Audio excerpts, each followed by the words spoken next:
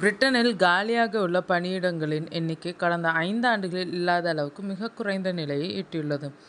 அதாவது சிறிய நிறுவனங்கள் ஆள் சேர்ப்பை குறைத்துள்ளதால் வேலைவாய்ப்புகள் 5 ஆண்டுகளில் இல்லாத அளவுக்கு குறைந்துள்ளனர்.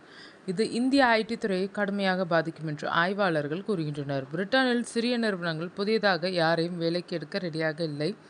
தொழிலாளர்களுக்கு சம்பளம் கொடுக்கவும் நிறுவனங்களை நடத்தவும் அதிக செலவாகிறது என்று கூறி வேலைக்கு ஆட்களை எடுப்பதை நிறுவனங்கள் நிறுத்தியிருக்கின்றனர். பிரிட்டனின் தேசிய புள்ளிவிவர அலுவலகம் வெளியிட்டிருக்கும் டேட்டாவில் இது தெரிய வந்திருக்கிறது.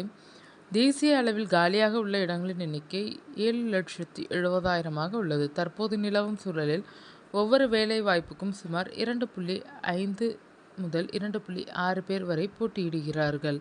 இது பிரிட்டனின் வேலைவாய்ப்பு சந்தை மந்தமடைந்து வருவதை காட்டுகிறது. நிறுவனங்கள் புதியதாக முதலீடு செய்ய தயங்குகின்றனர். நிறுவனத்தை விரிவாக்கம் செய்யக்கூட அவர்கள் ரெடியாக இல்லை. இந்த பிரச்சனை வெறும் பிரிட்டனுடன் மட்டும் நிற்கப் போவதில்லை. இந்தியாவில் பெரிய பூகம்பமாக இது வெடிக்க இருக்கிறது. ஏனெனில் பிரிட்டனுக்கும் இந்தியாவுக்கும் இடையே வலுவான பொருளாதார மற்றும் ஐடி வணிக தொடர்பு இருக்கிறது. டிசிஎஸ், இன்ஃபோசிஸ், விப்ரோ, HCL போன்ற முன்னணி இந்திய ஐடி நிறுவனங்களின் மொத்த வருவாயில் 15 முதல் 20% பிரிட்டனிலிருந்து தான் வருகிறது. பிரிட்டன் அடிவாங்குகிறது எனில் புதிய ப்ராஜெக்டுகளை ஒத்திவைக்கும் போது நிச்சயம் இந்திய ஐடி நிறுவனங்கள் வருவாயை இழக்கும். இந்திய ஐடி நிறுவனங்கள் புதிய பட்டதாரிகளை வேலைக்கு எடுப்பதையும் அனுபவமிக்க ஊழியர்களையும் வேலைக்கு எடுப்பதையும் குறைத்து கொள்ளும். ஐடி துறையை தாண்டி வங்கி, ஜவுளி மற்றும் ஏற்றுமதி துறை, ஆட்டோமொபைல் துறை ஆகியவையும் கடுமையாக பாதிக்கப்படும். பிரிட்டனின் மாற்றத்தால் இந்தியாவில் பெரிய பாதிப்பு ஏற்படும் என்றாலும் அதற்கு முன்னதாகவே இந்தியா ஏற்கனவே பெரிய பொருளாதார சிக்கலில் மாட்டியிருக்கிறது.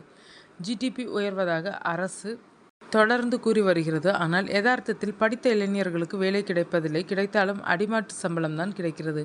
உணவுப் பொருட்கள் மற்றும் அத்தியாவசிய பொருட்களின் விலை ஏற்றம் காரணத்தால் அன்றாட செலவுகளை சுருக்கிக் கொள்ளும் நிலைக்கு மக்கள் தள்ளப்பட்டிருக்கின்றனர். பைக்குகள் தொடங்கி அன்றாட பொருட்களின் விற்பனை கிராமங்களில் மந்தமாக இருக்கிறது. GST நடைமுறைகள், கடன் பெறுவதில் உள்ள சிரமங்கள் காரணமாக லட்சக்கணக்கான MSME எனப்படும் சிறு, குறு மற்றும் நடுத்தர நிறுவனங்கள் லாப நெருக்கடியை சந்தித்திருக்கின்றனர்.